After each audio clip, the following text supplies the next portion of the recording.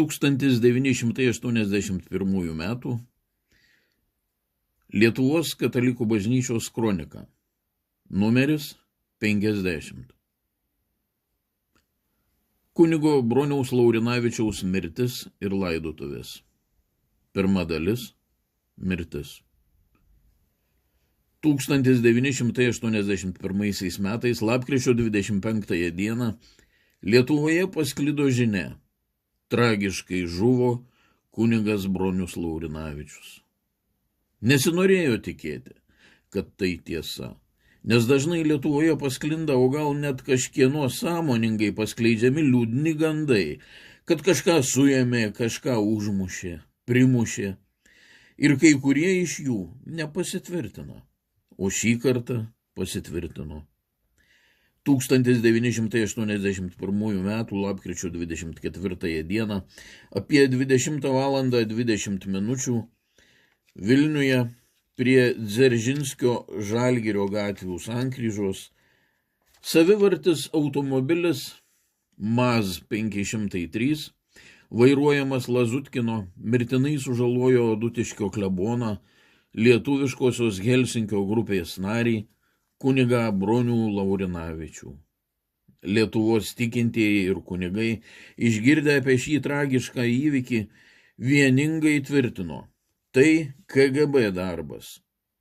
Prieš kelias dienas Tiesoje buvo atspausdintas korespondentės Danguolės Repšienės straipsnis, nukreiptas prieš kunigą Bronių Laurinavičių, būktai žalojantį vaikų gyvenimą. Žuvimo aplinkybės labai neaiškios. Kunigo žuvimo bylą iš Vilniaus autoinspekcijos perėmė LTSR vidaus reikalų ministerija ir ją veda tardytojas Vaitiekūnas. Nuo pat kunigo žuvimo momento žmonės stebino kai kurios keistos aplinkybės.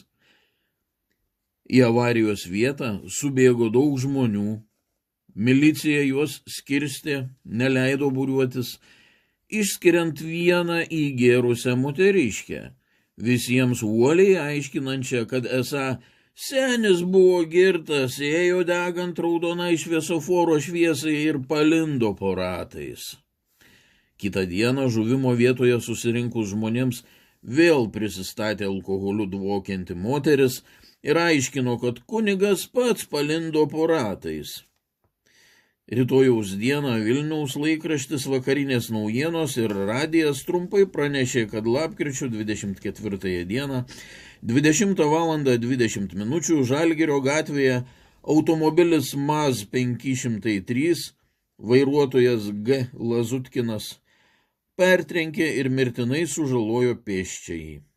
Kitame numeryje Vakarinės naujienos kvietė visus mačiusius šį įvykį ateiti į vidaus reikalų ministeriją. Žmonės mačiusiai avariją ir įtardami, kad tai KGB darbas, nedrįsta viešai kalbėti, bijodami sulaukti didelių nemalonumų. Todėl pateikdami kai kuriuos liudijimus, nenurodysime liudytojų pavardžių. Moteris N.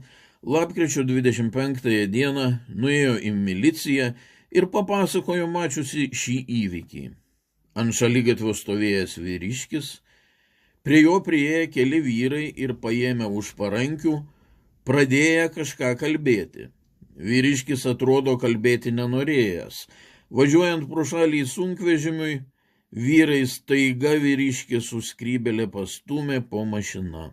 Liudininkė buvo paklausta, ar galėtų atpažinti tuos vyrus, o kai jis suabejojo, milicija ją išprašė lauk.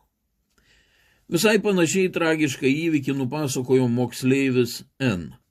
Jis matęs tik tą momentą, kai 4 vyrai pastūmė senyvą vyrą po besiartinančių sunkvežimių.